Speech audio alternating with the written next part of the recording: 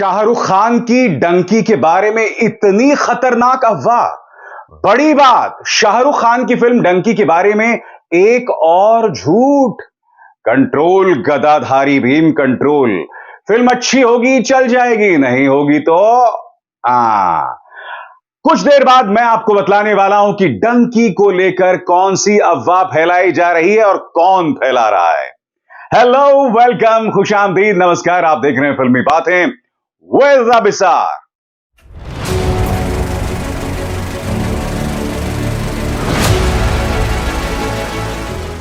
फिल्मी बातें विद अभिसार। तो दोस्तों, डंकी के बारे में एक बार फिर अफवाहों का बाजार गर्म है। सरल शब्दों में कहा जाए, झूठ का बाजार जो है वो एक्टिव हो गया है। सोशल मीडिया में देखा जा रहा है कि सालार फिल्म से जुड़े जो फैन ग्रुप्स हैं वो कई किस्म की अफवाहें उड़ा रहे हैं दोस्तों, एक के बाद एक। हाल ही में वर्ल्ड कप खत्म हुआ है दोस्तों, तो कई मीम्स बनाए जा रहे हैं वर्ल्ड कप को लेकर। वो तो चलो सही है, मगर प्रॉब्लम है जब आप झूठ फैलाने लगते हैं। और वो झूठ क्या है दोस्तों? वो झूठ ये है कि पहली बात तो ये कहा जा रहा है कि डंकी की रिलीज जो है वो पोस्टपोन हो रही है। 2024 में डंकी रिलीज होगी। यह भी कहा जा रहा है कि काफी पोस्ट प्रोडक्शन वर्क जो है वो रह गया है, इसकी वजह से डंकी जो है 2024 में आएगी। यह भी कहा जा रहा है कि कहीं ना कहीं सलार से डंकी डर गई है, जिसकी वजह से अब वो 2024 में आएगी। बात वहां नहीं रुकती है। दूसरी बड़ी बात, राजकुमार हिरानी, उनका एक इंटरव्यू दोस्तों वायरल हो रहा है। यही इंटरव्यू, और इस इंटरव्यू का हवाला देते हुए अफवाहबाज ये कह रहे हैं कि राजकुमार हिरानी डंकी को लेकर डरे हुए हैं और उनके मन में एक डर बैठ गया है कि डंकी कहीं फ्लॉप ना हो जाए। दरअसल ये इंटरव्यू जो आप देख रहे हैं ना राजकुमार हिरानी का, बहुत पुराना इंटरव्यू है दोस्तों, और इसके अंदर एक बहुत खूबसूरत बात राजकुमार हिरानी ने कही है। उन्होंने कहा है कि देखिए, जब मैंने अपनी पहली फिल्म बनाई थी ना, यानी कि मुन्ना भाई एमबीबीएस, तो उस वक्त मेरे मन में कोई डर नहीं था।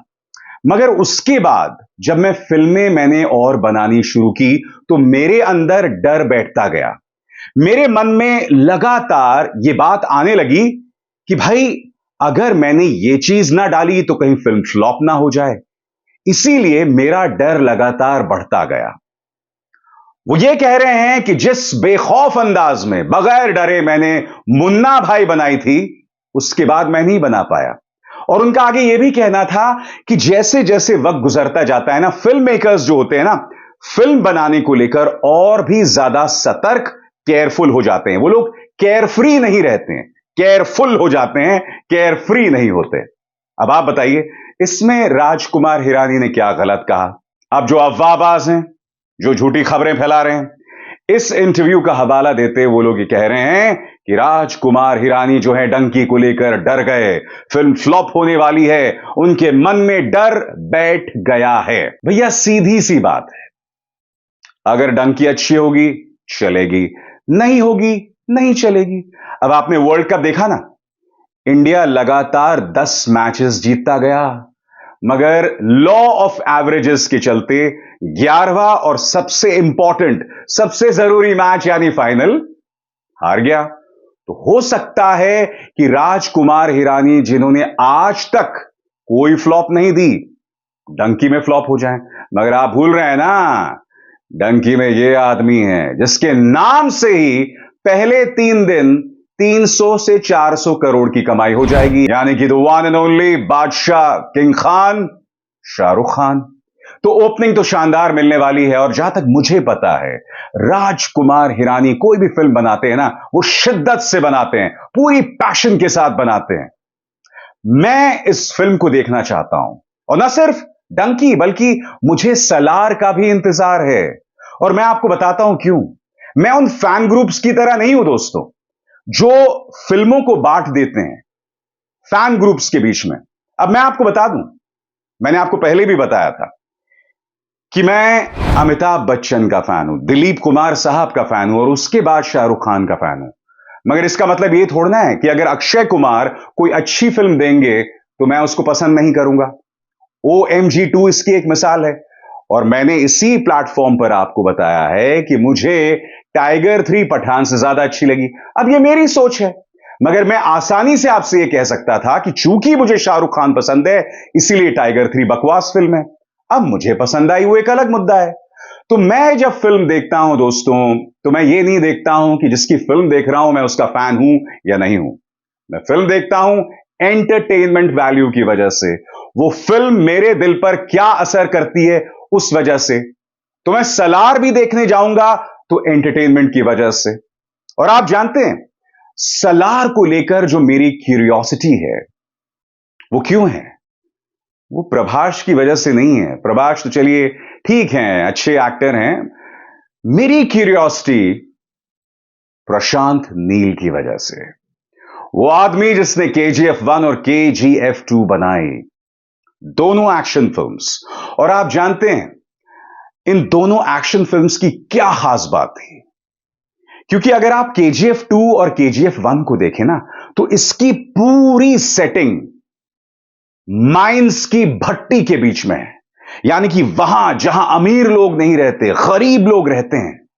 और इस सेटिंग से एक बहुत ही खूबसूरत फिल्म उभर कर आती है। और इसमें सिर्फ एक आदमी का योगदान है, वो है प्रशांत नील। प्रशांत नील एक प्रॉमिसिंग डायरेक्टर हैं, इसलिए मुझे सलार का इंतजार है।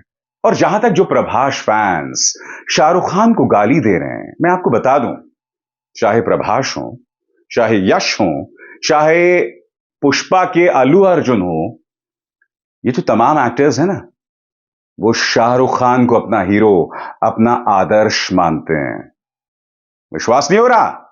हाथ कंगन को आरसी क्या? सुन लीजिए साहब। I myself am a Shahrukh Khan fan. Yeah, I'm a fan of Shahrukh. Shahrukh Khan is my inspiration. When will we meet, sir? I'd like to meet him sometime. तो इस इंटरव्यू में ये तीनों actors जो हैं वो शाहरुख को अपना आइडल मान रहे हैं। दोस्तों आज से 5-10 साल पहले तो प्रभास और शाहरुख खान एक यूनिवर्स का हिस्सा भी नहीं थे। मगर आप जानते हैं कि पिछले कुछ दिनों से, खासकर पिछले 10 सालों में जो साउथ की फिल्में हैं, खासकर से बाहुबली के आने के बाद, साउथ की फिल्म्स हिंदी फिल्म से ज्यादा बिजनेस कर रही हैं, वो भी हिंदी हार्टलैंड में। इसीलिए अब प्रभास, शाहरुख खान, सलमान, अल्लू अर्जुन, यश सब एक ही यूनिवर्स का हिस्सा हो गए हैं। और यही वजह है कि फैंस में लगातार टकराव भी होता रहता है। मगर मेरा यह लगातार कहना है दोस्तों, फिल्म देखिए, खुश होइए, आपस में लड़ना क्यों? अब मैं आपको एक चीज बताता हूं, जो लोग प्रभास का कंपैरिजन शाहरुख से करते हैं, अब कहां शाहरुख कहां प्रभास?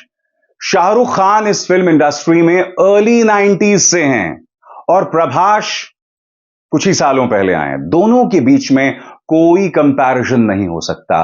बिल्कुल उसी अंदाज से जैसे अमिताभ बच्चन और शाहरुख खान के बीच में कोई कंपैरिजन नहीं हो सकता। आप जानते हैं अमिताभ बच्चन खुद को दिलीप कुमार साहब का फैन बताते हैं।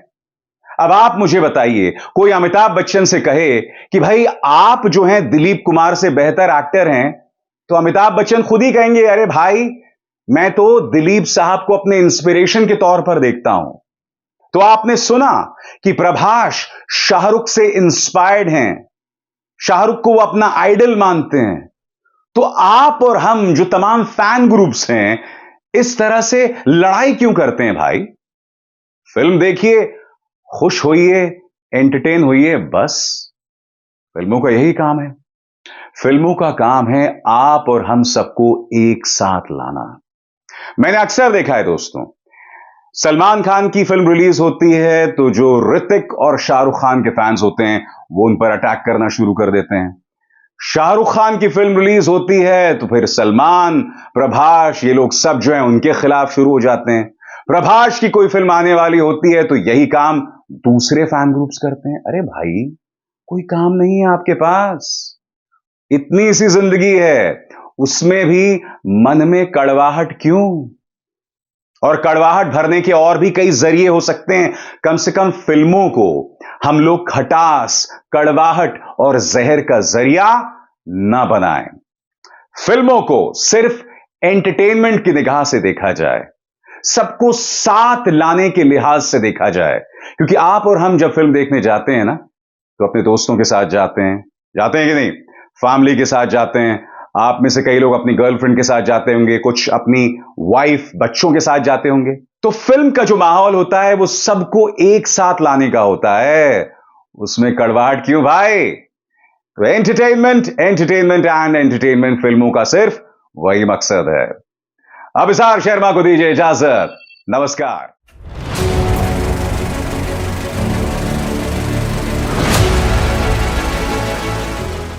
फिल्मी बातें विद अभिसार।